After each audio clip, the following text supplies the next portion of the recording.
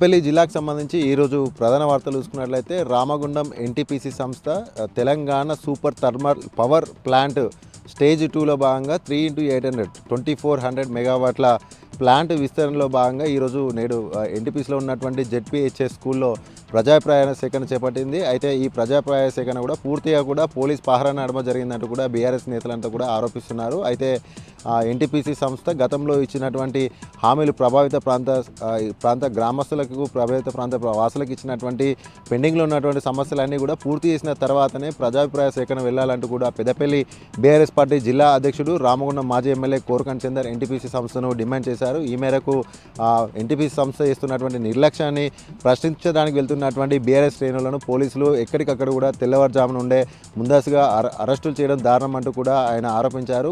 మాజీ కార్పొరేటర్లు మహిళా కార్పొరేటర్లను సైతం కూడా హౌస్ అరెస్టులు చేయడం దారుణం అంటూ కూడా ఆయన వ్యాఖ్యానించారు. కేవలం ప్రభుత్వ కనుసన్నలలో పోలీస్ పహారా నడుమ ఎన్టీపీసీ సంస్థ ప్రజాభిప్రాయ సేకరణ నిర్వహించడాన్ని ఆయన తీవ్రంగా తప్పుపట్టాడు. ఎన్టీపీసీ ప్రభావిత ప్రాంత ప్రజలు ఎదుర్కొంటున్నటువంటి సమస్యల పట్ల ప్రశ్నించడానికి వెళ్తున్నటువంటి కోరకంటి చందర్ను అరెస్ట్ చేయడానికి కూడా ఆయన తీవ్రంగా ఖండించారు. అంతేకాకుండా ప్రజాభిప్రాయ సేకరణ అంటే అన్ని ప్రభుత్వ మరియు ప్రతిపక్ష నేతలతో పాటుగా అన్ని పార్టీలకు కోరిక మేరకు వారి యొక్క ప్రశ్నలన్నీ కూడా నివృత్తి చేయాల్సిన అవసరం ఉంటుంది. అంతేకాకుండా స్థానిక ప్రజలు, ప్రభావిత గ్రామాల ప్రజలు, నిపుణులు, పర్యావరణవేత్తలు వీరందరి సమక్షంలో జరిగినప్పుడే అది ప్రజాభిప్రాయ సేకరణ అవుతుంది. కానీ కేవలం ఏకపక్ష ధోరణిగా కేవలం ప్రభుత్వానికి సంబంధించినటువంటి ప్రజాప్రతినిధుల సమక్షంలో అత్యంత పకడ్బందీగా పోలీస్ పహారా నడుమ 780 మంది పోలీసు బందోబస్తు నడుమ ప్రజాభిప్రాయ సేకరణ నిర్వహించాల్సిన కర్మ ఎన్టీపీసీ సంస్థకి ఏంటంటూ కూడా కోరకంటి చందర్ ఎన్టీపీసీ సంస్థను ప్రశ్నించారు. వెంటనే ఈ ఏకపక్షంగా జరిగినటువంటి ప్రజాభిప్రాయ సేకరణ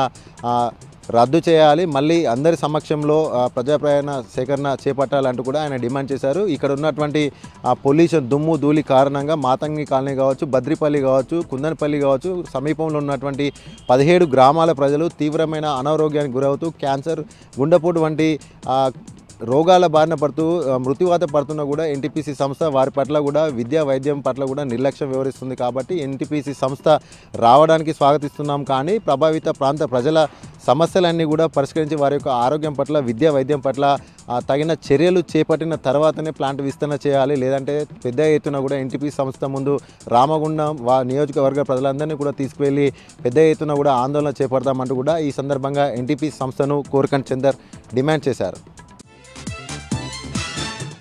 అలాగే మరొక ప్రధాన వార్త చూసుకున్నట్లయితే పెద్దపల్లి సబ్ రిజిస్ట్రార్ కార్యాలయం అవినీతిమయమైనటువంటి సంఘటన ఆలస్యంగా వెలుగులోకి వచ్చింది. గత 2 రోజుల క్రితం జరిగినటువంటి అవినీతి భాగవతం పైన పెద్దపల్లి వాసులంతా కూడా ఆశ్చర్యం వ్యక్తం చేస్తున్నటువంటి పరిస్థితులు. గత 2 రోజుల క్రితం ఇద్దరు రియల్టర్ల మధ్య తలెత్తినటువంటి విభేదం కారణంగా అక్కడ పనిచేస్తున్నటువంటి దస్తావేజ్ విలేకరి దస్తగిరి పైన సాక్షాత్తు రిజిస్టర్ కార్యాలయంలో రిజిస్టర్ ముందు తలుపులు వేసి మరి కూడా దాడి చేసినటువంటి సంఘటన పట్ల దస్తావేజులంతా కూడా ఆందోళన చేపట్టారు. దీనికి బాధ్యులైనటువంటి వారందరిపైన కూడా కఠిన చర్యలు తీసుకోవాలంటూ కూడా వారు డిమాండ్ చేశారు. అయితే ఒకరికి రిజిస్టర్డ్ అయినటువంటి భూమిని మరొకరికి ఏ విధంగా రిజిస్టర్ చేస్తారు, ఇందులో పెద్దపల్లి సబ్ రిజిస్టార్ అధికారి అశోక్ అవినీతికి పాల్పడ్డారంటూ కూడా దస్తావేజీ కూడా ఆరోపిస్తున్నారు. దీనికి సంబంధించిన తనపైన దాడి చేసినటువంటి బాధ్యులైన అందరిపైన కూడా తగిన చర్యలు తీసుకోవాలంటూ కూడా బాధితుడు పోలీసులు ఫిర్యాదు చేశాడు.